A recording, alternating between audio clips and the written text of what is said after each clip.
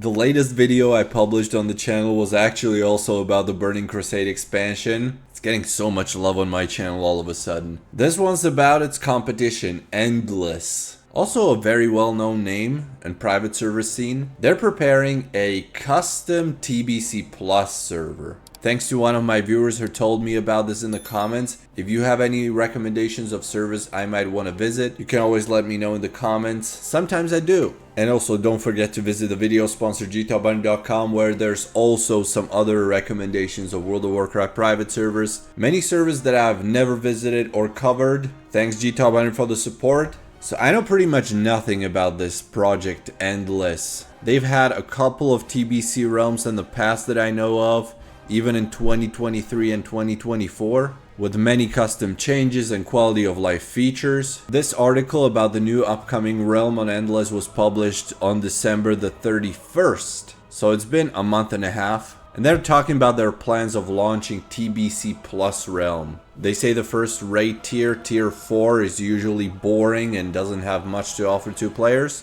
And to address this, they're creating 2 new T4 raids with 10 fresh boss encounters using new layouts. These will replace Magtheridon's Lair and Gruul's Lair, while Karazhan remains mostly unchanged. Then Tier 5 and Tier 6 content has some of the same issues and will use a similar approach there by introducing new encounters and layouts. We're also adding 3 new 5-man dungeons, 1 in Blade's Edge Mountains and 2 in Shadow Moon Valley, which we plan to make available at launch. So not only new raids, new boss encounters, but also 5-man dungeons. And then they also want to address how classes perform and what spells they use. Getting away from the 1-button rotations. We know that on TBC, if you're playing a class, you don't really have many buttons to press, unlike the later expansions. So they're thinking about reworking some of the spells like Curse of Tongues, increasing Blind's cooldown for rogues, Garou diminishing returns, things like that. And they also say, we believe it's important to mention that we don't want PvE class changes to significantly impact PvP and vice versa, which is going to be super difficult because you're making these real big changes. It's going to affect the class balance a lot. So I wonder how they're going to do it. It's definitely going to take a lot of time, development and tinkering. And then there's the issue about raiding, because there's many gear pieces that are best in slot for multiple classes, and then there's just useless gear that nobody wants. And the fact that the PvP players are usually pushed to do PvE content in order to get their best in slot for PvP purposes. So they're adding new items, revamping existing ones to make sure every piece has a purpose and desirable stats for its class. As our work continues, our ideas progress, and we'll share more details on each major topic in upcoming posts.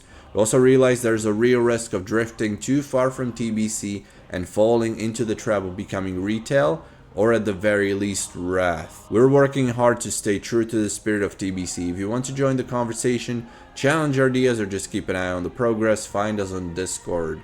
So here's a link to Discord where you can join, ask questions, talk to the community. We don't have too much info on the realm and what it's going to be like, the raids, reputation, experience rates, profession rates, things like that. But by the sounds of it, it almost sounds like a custom server more so than a TBC server, especially if they want to make big changes to classes and how they perform, what spells they use, maybe even talents, glyphs, things like that. So I think the conversation would be similar to that of Turtle WoW. Is Turtle WoW a vanilla server, or is it too custom to be called vanilla? Is this going to be super popular? I think it could be decently popular. I'm not very familiar with the former Endless projects, but by the looks of it, this is probably not going to be anywhere near the population of Stormforge's Netherwing.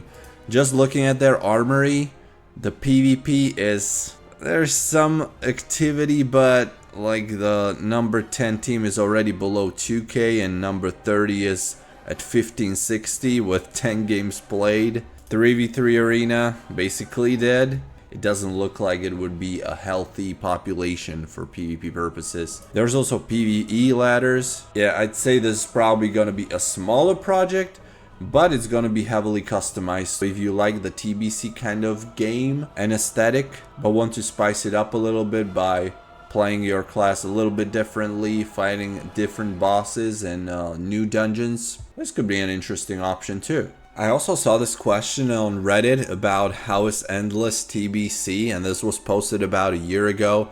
And people talk a lot about the chat, about toxicity and racism there, which is, I mean, pretty common on any World of Warcraft private server, it seems like. And they say the population would peak at around 1,000 players. They also mentioned it was ×5 experience rate, so we can probably expect something similar on this new custom realm. There was also cross faction, and I think I saw solo queue. So I think it's safe to say that Stormforge's Netherwing is probably gonna be the bigger, massive, possibly, server for TBC.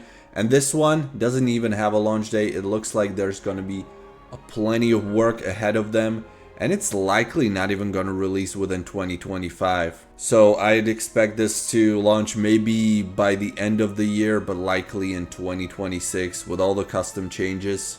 It's going to take a while. At that point, there may not even be Stormforge Netherwing anymore. Let me know what you think. If you played on one of the Endless projects before, let us know how it was, what kind of experience it was, how you liked it, whether you're hyped for this one. Thanks for watching. And see you. Man, I may not get away from playing TBC this year.